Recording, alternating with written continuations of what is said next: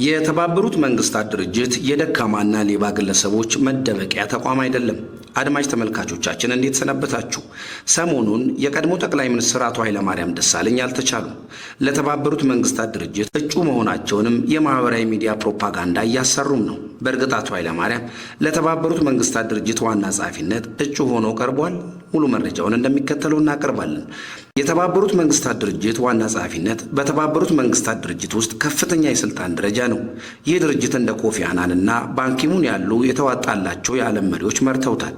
እናም ከዚህ አንጻር አቶ ኃይለማርያም ደሳለኝ ለተባበሩት መንግስታት ድርጅት ዋና ጸሐፊነት ለመታጨት ብቁ ናቸውን ብለን መጠየቅም ይኖርብናል። በእርግጥ አቶ ኃይለማርያም ለቦታው የሚመጥን ሰው ቢሆን ሀገራችን ለቦታው ብታቀርበውና እሱም ቢያሸንፍ መልካም በሆነ ነበር። ነገር ግን እንደዚህ አይደለም እንጂ የአቶ ኃይለማርያም የአመራር ታሪክ የውድቀት እንጂ የስኬት ምሳሌ ሊሆን የማይችል ነው።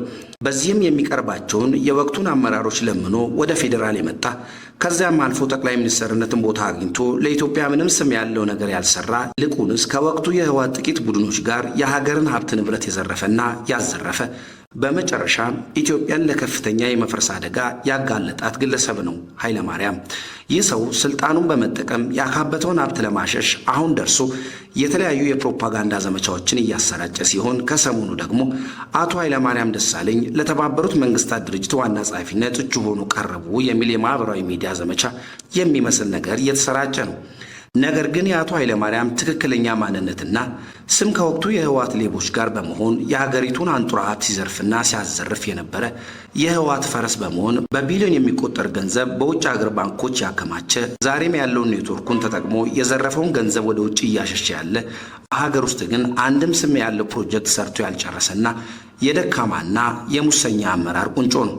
ይህ ግለሰብ ልጆቹን ጭምር ቤተ መንግስት ውስጥ እየደገሰ ሲድር የነበረ ከወቅቱ የወታደራዊና ደህንነት ሹሞች ጋር በመሆን ኢትዮጵያን ሙልጭ አድርጎ የበላ ሰው ነው። ዛሬ በአንድ በኩል ራሱን ንጹህ ለማስመሰል በሃይማኖት ስም ኢትዮጵያውያንን እያናገረ የዘረፋቸው አያሌ ገንዘቦች እንዳይነቃበት ስልጣኑን የለቀቀበት እንደ ትልቁም ነገር እያቀረበ ዛሬም የሀገርን ገንዘብ ወደ ውጭ እያሸሸ ያለ ለኢትዮጵያችንም ምንም ያልጠቀመ ግለሰብ ነው። በመሆኑም ይህ ግለሰብ ለዓለም ሕዝብ ተምሳሌነት ዩኤንን የመሰለ ተቋም ለመምራት የሚያስችል ቁመናም ስብዕናም ችሎታም የለውም።